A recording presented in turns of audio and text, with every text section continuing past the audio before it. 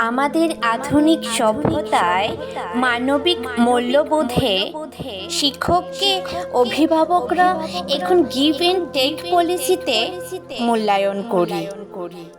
ব্যাপারটা ঠিক এমন, পড়াচ্ছেন তো কি হয়েছে, মাথা কিনে নিয়েছেন, পড়াচ্ছেন তার জন্য পয়সা পাচ্ছেন, এমনি এমনি আর তো পড়াচ্ছেন না।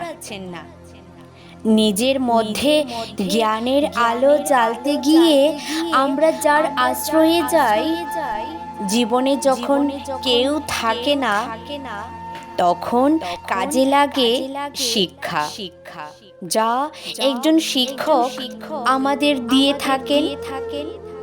সেসব আর কেউ মনে রাখি না। আমরা যার নুন খাই তাকেই খিল্লি করি, ওটাতে আমরা সিদ্ধহস্ত। নিজেকে মহান প্রতিপন্ন করার সাচ্চা আদর্শ, ওটার জন্য কারোর প্রয়োজন হয় না, কোনো শিক্ষক লাগে না।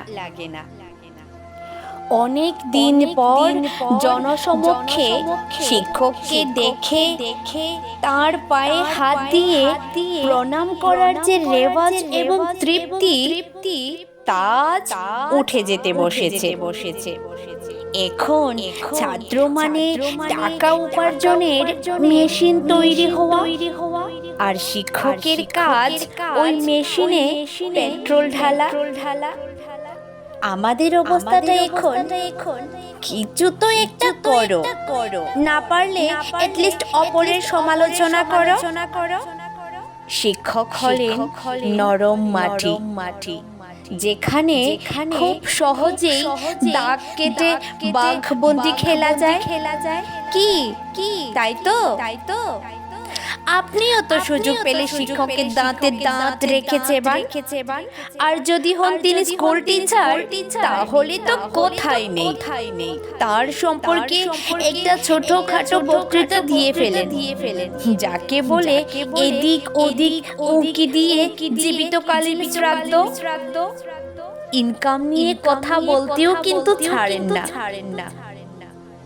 আসে ফাঁকির কথা, তারপরে আসে টিউশনের কথা।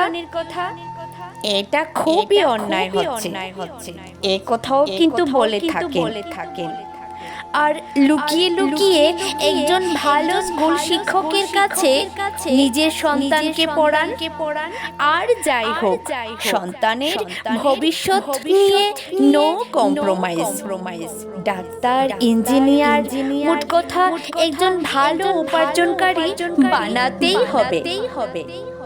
কেউ জানতে চাইলে যা হোক একটা বলে বুঝিয়ে দেবেন, বলবেন নিজেই পড়ে নেই, ওর কোনো টিউশন টিচার নেই। এখনকার দিনে নৌকা ছাড়া সাঁতরে কে নদী পার হয় বলুন তো?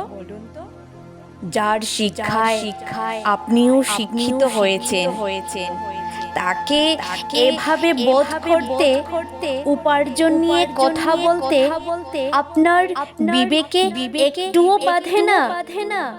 যার জন্য আপনি সমাজে মান পেয়েছেন, যিনি আপনার জ্ঞান চক্ষু দান করেছেন, আপনি যার আলোয় আলোকিত, আপনি কি চাইবেন? আপনার ইনকাম কেউ ফলো করে বলুক? নিশ্চয়ই চাইবেন না। তেমনি একজন শিক্ষক কারো মামার বাড়ির দুধ ভাত নয়, আপনার বাড়ির পাশের বাড়ির পল্টু নয়, রগবাজ রকিও নয়।